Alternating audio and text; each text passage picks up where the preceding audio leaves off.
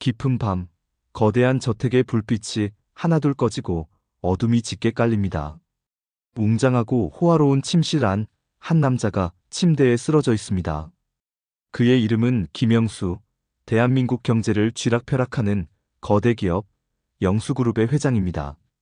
그의 눈은 삶의 마지막 순간까지 무언가에 대한 충격과 깊은 배신감으로 가득 찬 듯 텅 비어 있습니다. 고요한 새벽이 밝아오자 오랜 세월, 회장님을 그림자처럼 보좌해온 비서실장이 회장님의 침묵을 이상하게 여기고 조심스럽게 문을 열었습니다. 그리고 그는 평생 잊지 못할 끔찍하고 충격적인 장면을 목격하게 됩니다. 회장님의 싸늘한 시신이 침대 위에 편안한 모습으로 누워 있었고, 방 안에는 미세하지만 분명한 약품 냄새가 희미하게 감돌았습니다. 비서실장의 절규와 비명소리가 적막했던 저택의 새벽을 갈기갈기 찢어놓고 곧이어 경찰차가 요란한 사이렌을 울리며 저택으로 긴급하게 향합니다. 현장에 도착한 강력계 형사들은 베테랑의 면모를 보여주며 일사불란하게 움직이며 현장 보존에 들어갑니다. 그 중에서도 오랜 경력의 베테랑 형사 김영사는 날카롭고 예리한 눈빛으로 방안을 꼼꼼히 훑어봅니다. 그는 수많은 미제 강력 사건들을 해결해온 전설적인 인물로 정평이 나 있었습니다. 회장님의 시신은 겉으로 드러나는 외상이 전혀 없었고, 국립과학수사연구원의 부검 결과 수면제 과다 복용으로 인한 심장마비로 밝혀졌습니다. 겉으로 보기에는 단순한 사고사나 자살로 위장될 수도 있는 상황이었지만, 김영사는 숙련된 직감으로 무언가 석연치 않음을 본능적으로 느꼈습니다. 그는 방안을 한치의 오차도 없이 샅샅이 뒤지기 시작했고, 마침내 침대 옆 작은 협탁 서랍 깊숙한 곳에서 이상한 쪽지를 발견했습니다. 쪽지에는 단 한 글자, 금고라고만 필체로 쓰여 있었습니다. 김영사는 즉시 회장님의 개인 서재로 향했습니다. 서재는 거대한 책장들로 벽면이 가득 채워져 있는 지적이고 아늑하면서도 동시에 권위적인 분위기를 풍기는 공간이었습니다. 김영사는 회장님의 책상 뒤 벽면 한가운데에 교묘하게 숨겨진 비밀스러운 벽을 찾아내고 그 안에 감춰진 튼튼한 금고를 발견합니다. 금고의 묵직한 문을 열자 안에는 두꺼운 서류 뭉치와 함께 세월의 흔적이 엿보이는 낡은 일기장이 고스란히 들어있었습니다. 일기장에는 회장님의 친필로 빼곡하고 정성스럽게 글씨가 채워져 있었습니다. 김영사는 혹시 모를 단서를 놓치지 않기 위해 일기장을 조심스럽게 펼쳐 읽기 시작했고, 그 안에서 상상조차 할 수 없었던 충격적인 진실들을 하나둘 마주하게 됩니다. 일기장의 첫 장은 김영수 회장님의 가난했지만 야망 넘치던 젊은 시절 이야기로 시작되었습니다. 그는 빈곤한 집안에서 태어나 오직 성공이라는 목표만을 위해 앞만 보고 달려온 입지전적인 인물이었습니다. 하지만 성공을 향한 그의 끝없는 욕망은 때로는 비도덕적이고 불법적인 경계를 거리낌 없이 허물기도 했습니다. 일기장에는 과거 그가 저질렀던 수많은 불법적인 거래와 권력을 이용한 비리, 그리고 그 과정에서 무고하게 희생된 사람들의 이름과 사건들이 상세하게 기록되어 있었습니다. 그 중에서도 김영사의 예리한 눈길을 사로잡은 것은 성진이라는 이름이었습니다. 성진은 회장님의 오랜 사업 파트너이자 누구보다 절친했던 친구였지만 어느 날 갑자기 흔적도 없이 자취를 감춘 의문의 인물이었습니다. 일기장에는 성진과의 마지막 만남에 대한 내용이 매우 상세하게 기록되어 있었습니다. 회장님은 성진에게 대규모의 불법적인 사업 제안을 했고, 성진은 양심상 이를 단호히 거절했습니다. 그 과정에서 두 사람 사이에 심한 말다툼이 있었고, 격분한 회장님은 감정적으로 성진에게 돌이킬 수 없는 큰 상처를 주었다고 솔직하게 고백했습니다. 그리고 며칠 뒤 성진은 마치 유령처럼 흔적도 없이 사라졌다는 내용이었습니다.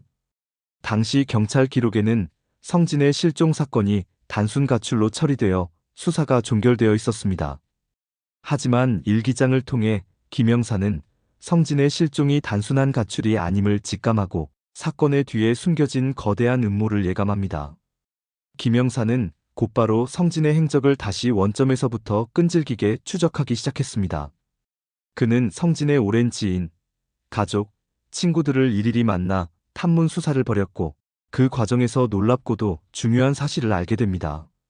성진에게는 세상에 알려지지 않은 숨겨둔 딸이 있었다는 것입니다. 딸의 이름은 이지수. 그녀는 아버지가 홀연히 사라진 후 홀로 힘든 삶을 꿋꿋이 살아왔습니다. 김영사는 어렵게 이지수를 찾아가 조심스럽고 진지하게 성진의 이야기를 꺼냈습니다. 이지수는 처음에는 낯선 형사의 방문에 깊은 경계심을 보였지만 김영사의 진심 어린 태도와 끈기에 결국 마음을 열고 아버지의 마지막 모습에 대해 조심스럽게 털어놓았습니다. 그녀는 아버지가 사라지기 전 김영수 회장과 매우 심하게 다투는 모습을 직접 목격했다고 진술했습니다. 그리고 아버지가 사라진 후 김영수 회장이 그녀와 어머니에게 매달 꾸준히 생활비를 지원해 주었다는 충격적인 사실도 뒤늦게 밝혀졌습니다. 김영사는 이지수의 구체적인 진술과 금고에서 발견된 일기장의 내용을 퍼즐 조각처럼 하나하나 조합하며 사건의 실체에 다가갔습니다. 회장님은 성진을 협박하여 자신의 거대한 불법 사업에 강제로 끌어들이려 했고 성진이 이를 단호히 거부하자 결국 그를 제거하고 가족에게 돈을 주며 입을 막으려 했던 것입니다. 하지만 이지수는 아버지가 사라진 후에도 포기하지 않고 끈질기게 아버지의 행방을 찾아왔고 최근에는 아버지가 남긴 결정적인 단서를 찾아내 마침내 김영수 회장에게 접근했던 것으로 드러났습니다. 김영사는 이지수를 가장 유력한 용의선상에 올리고 그녀의 주변을 더욱 면밀하게 조사하기 시작했습니다. 그녀의 일거수일투족을 철저히 감시하며 김영사는 이지수가 최근 영수그룹 회장님의 비서실에 인턴으로 기가 막히게 취직했다는 사실을 알게 됩니다. 이것은 단순한 우연이 아니었습니다. 이지수는 오직 아버지의 비극적인 죽음에 대한 복수를 위해 의도적이고 치밀하게 회장님에게 접근했던 것입니다. 김영사는 이지수의 개인 사무실 책상을 전격 수색했고 그곳에서 예상대로 수상한 약품병을 발견했습니다. 병에는 회장님의 부검 결과에서 검출된 것과 동일한 수면제 성분이 다량 함유되어 있었고 김영사는 직감적으로 이것이 회장님의 죽음과 직접적인 관련이 있음을 느꼈습니다. 결정적인 증거를 확보한 김영사는 지체 없이 이지수를 체포했습니다. 처음에는 범행을 완강히 부인하던 이지수는 김영사의 끈질긴 추궁과 압도적인 증거, 제시 앞에 결국 모든 것을 털어놓았습니다. 그녀는 사랑하는 아버지를 잃은 깊은 슬픔과 불타는 복수심에 사로잡혀 치밀하게 범행을 계획하고 실행했다고 진술했습니다. 이지수는 인턴으로 위장하여 회장님에게 의심받지 않고 접근했고 매일 밤 회장님의 즐겨 마시던 음료에 수면제를 아주 조금씩 타서 장기간 복용하게 했습니다. 그리고 마지막 날 밤 의도적으로 치사량에 가까운 과다 복용으로 회장님을 서서히 죽음에 이르게 한 것입니다. 그녀는 회장님의 금고에 자신의 범행을 암시하는 일기장을 남겨둔 이유에 대해서도 차분하게 말했습니다.